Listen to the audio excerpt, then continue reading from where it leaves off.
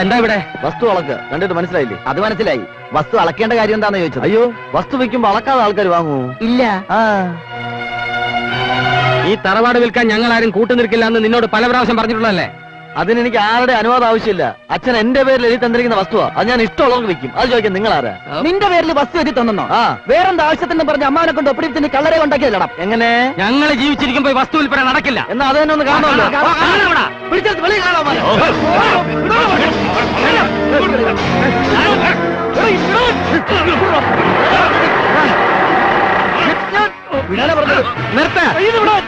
കൂടുതൽ പ്രശ്നങ്ങളൊന്നും ഉണ്ടാക്കണ്ട. വസ്തു അളക്കുന്നതൊക്കെ നിർത്തിവെച്ച് എല്ലാവർക്കും വന്ന വഴിയെ പോകാം. നമുക്ക് പോലീസിനെ വിളിക്കാം ചേട്ടാ. അയ്യോ, പോലീസും പട്ടാളവും ഒന്നും വന്നാൽ ഒരു രക്ഷയില്ല മാഡം. ഈ വസ്തുവിന്റെ പേരിലുള്ള എല്ലാ ഇടപാടുകളും നിർത്തിവെച്ചുകൊണ്ടുള്ള കോടതി ഉത്തരവുണ്ട്. വായിച്ചു നോക്കാം.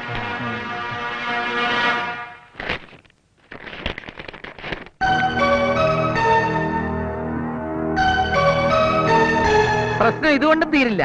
കള്ള പ്രമാണം ഉണ്ടാക്കിയതിന് അളിയന്റെ പേരിൽ ഒരു ക്രിമിനൽ കേസ് കൂടി വരുന്നു.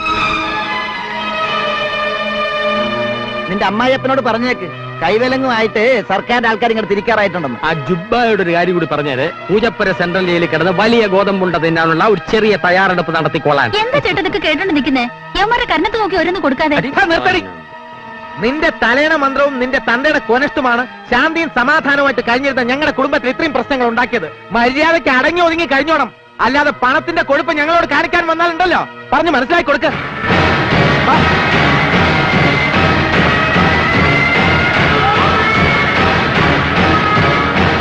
മാന്തി മാന്തി മാക്കാന്മാര് മേനോന്റെ മണ്ടയിലും കയറി മാന്താൻ തുടങ്ങിയോ? നമുക്ക് ആ വീട് വേണ്ട.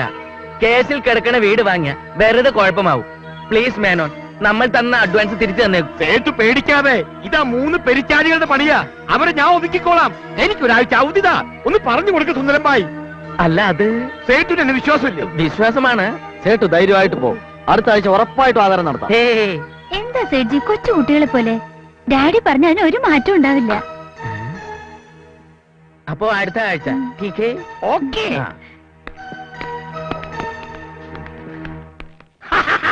ഈ മരങ്ങോടിനല്ലാതെ ആ വീട് ഇത്രയും വലിയ വിലയ്ക്ക് ആരും വാങ്ങില്ല.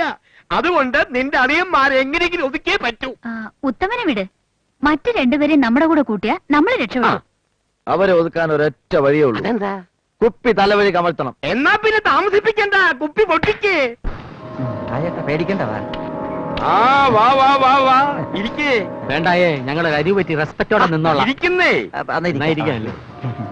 എന്തിനാ കാണണമെന്ന് പറഞ്ഞു പറയാം. അതിനു മുമ്പ് എന്താ കുടിക്കുന്നേ? ബ്രാൻഡിയോ റമ്മോ ജിന്നോ വിസ്കിയോ ഏതാ വേണ്ടത്? എന്തായാലും കുഴപ്പമില്ല. ഇല്ല, ഞങ്ങൾ ഇതൊന്നും കഴിക്കാറില്ല. ഞങ്ങള് വർഷങ്ങളായി. ഇല്ല ചേട്ടാ, സുധാകരൻ, വർഷങ്ങളായി. എല്ലാം നല്ല ഫോറിൻ സാധനങ്ങളാ. ഏതാണെന്ന് വെച്ചാ കുടിച്ചു നോക്ക്.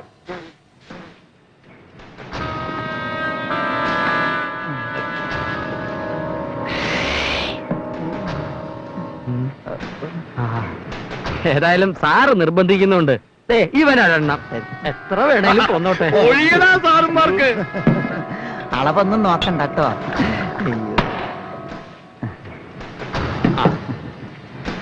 സോഡ വേണ്ട, അലർജിയാ. എന്നാ വെള്ളം ഒഴിക്കേ. ഒന്നും വേണ്ട, ഇത് ഡ്രൈയാ ബെസ്റ്റ്. ഒരെണ്ണം കൂടി കൊന്നോട്ടെ. രണ്ടെണ്ണം ഇങ്ങോട്ട് വേണ്ട, വെറുതെ ഒഴിച്ച് കഴിയ മസിൽ കളയണ്ട. ഞങ്ങൾ ഒഴിച്ചോളല്ലേ. ചെറുതാ പറയണേ.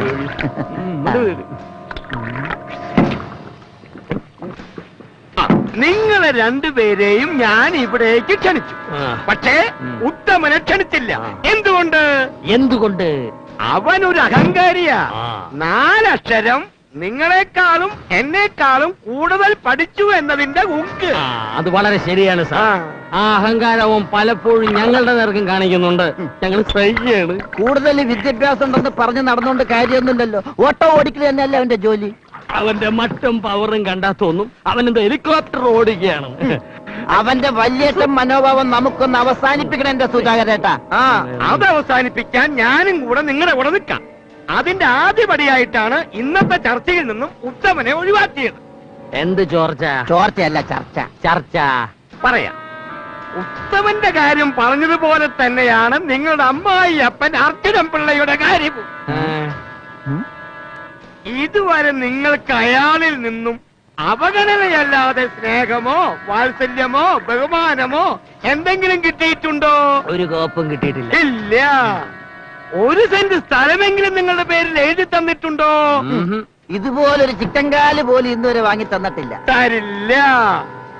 അതുകൊണ്ട് അയാളെ ചെറുതായിട്ടൊന്ന് വഹിക്കാനുള്ള പരിപാടികള് ഞാൻ ആസൂത്രണം ചെയ്തിട്ടുണ്ട്.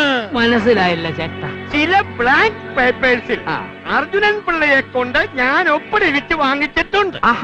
അത് വെച്ച് ആ വീട് നമ്മുടെ എല്ലാവരുടെയും പേരിലാക്കുന്നു.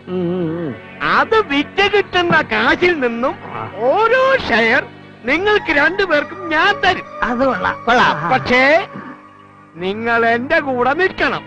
എന്തിയേ? ഞങ്ങൾ ആശാന്റെ കൂടെ തട്ടുണ്ടാവും. നോക്കിയേ, പക്ഷെ ഞങ്ങൾക്ക് ഒരാളോടും കൂടി അത് ചോദിക്കാനുണ്ട്. അതാരാ സുധാകരേട്ടാ? ഉത്തമ. ഓ, മറന്നുപോയി. ഇതാണ് ഉത്തമൻ. എന്റെ അടുത്ത് പറഞ്ഞിട്ട് തന്നെയാണ് മേനോനെ ഏവരിങ്ങോട്ട് വന്നത്. താൻ എന്താ വിചാരിച്ചത്? ബിസ്കിയും ബ്രാൻഡിയും തന്ന് ഞങ്ങളെ വിലയ്ക്ക് വാങ്ങാവുന്നോ? തന്നെ പോലെ കൂടെ നിൽക്കുന്നവരെ കാല് വാരാനും കുതികാൽ വെട്ടാനും ഞങ്ങൾ പഠിച്ചിട്ടില്ല. പച്ചനോട്ടിന്റെ കെട്ട് കാണുമ്പോ കണ്ണ് മഞ്ഞളിക്കുന്ന ചങ്ങാത്തമല്ലേ ഇത്? ഞങ്ങൾ ഒറ്റ കെട്ടാ. ആ വീട് വിറ്റ് കാശടിക്കാൻ താൻ കണ്ട അവസാനത്തെ വഴിയാണിതല്ലേ? നടക്കില്ലടാ മോനെ, നടക്കില്ല. 18 അടവും ഒരുമിച്ച് പ്രയോഗിച്ചാലും ഞങ്ങളെ തമ്മിൽ പിരിക്കാൻ പറ്റില്ല ചാളെ. എല്ലാത്തിന്റെ മുട്ടുകാരി ഞാൻ തല്ലി ഓടിക്കും.